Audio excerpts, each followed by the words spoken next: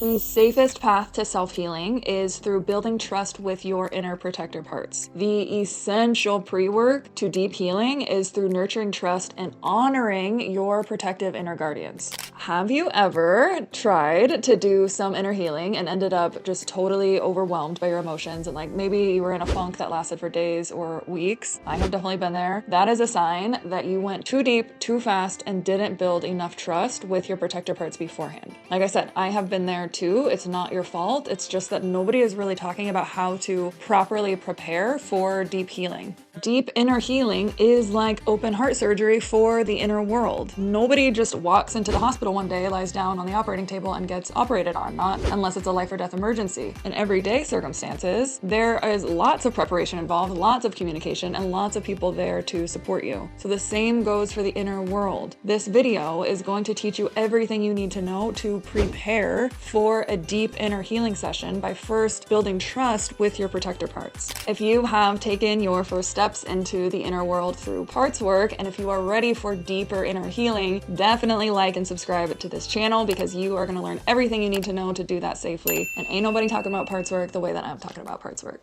This video is also going to be way more enjoyable if you already have an understanding of the incredible healing modality of parts work. If you are unfamiliar with parts work, check out this video and then come back.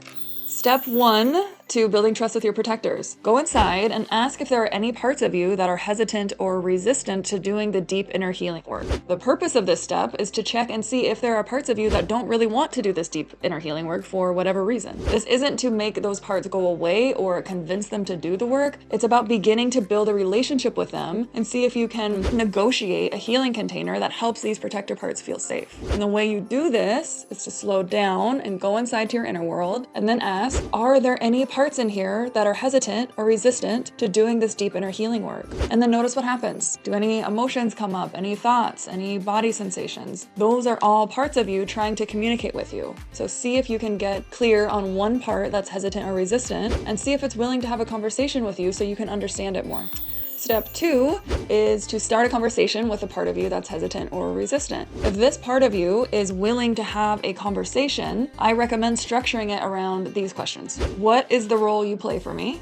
Each part has a role that it plays to try to protect you and get your needs met. So see if this part is willing to tell you what role it plays for you. And then you can ask it, do you like playing your role? It is very common that your protector parts don't even like the roles that they play. They are just terrified of what would happen if they didn't play them. So there is a vulnerable part of you carrying the raw pain underneath this protector part. And it is that part that needs the deep healing. So ask your protector part, if I was able to help the part that you were protecting so that it legitimately stops being so vulnerable and holds less pain, like, would you have to play your protective role so intensely? And then you can ask it, if I was able to actually heal the vulnerable part so it wasn't vulnerable anymore, is there any other role you'd like to play? And this question really opens the protector part up to the possibility of their whole experience of life changing. It plants a seed of hope that things actually might be able to change and they might be able to play a role that they actually enjoy. It is very common to hear these protector parts say that they'd like to play a role that's actually the opposite of the one that they're playing in protective mode right now. Like, your inner critic actually might want to be your inner cheerleader, or your dissociative part wants to help you feel more alive and present. And also, some protector parts just straight up want to take a vacation, and that is great too. It's important your protector parts start becoming aware of all of the infinite amount of opportunities that will be available to them once the wounds and the burdens of the vulnerable part that they're protecting are released.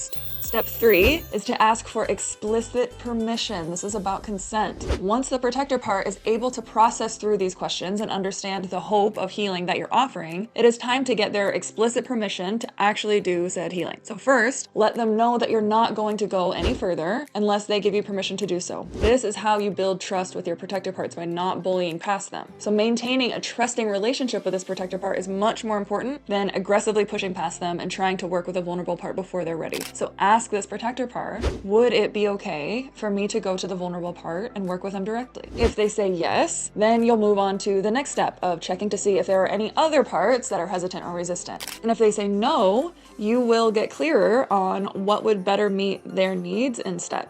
what would help them feel safe, and under what conditions they might feel safe to let you do this deep inner healing work.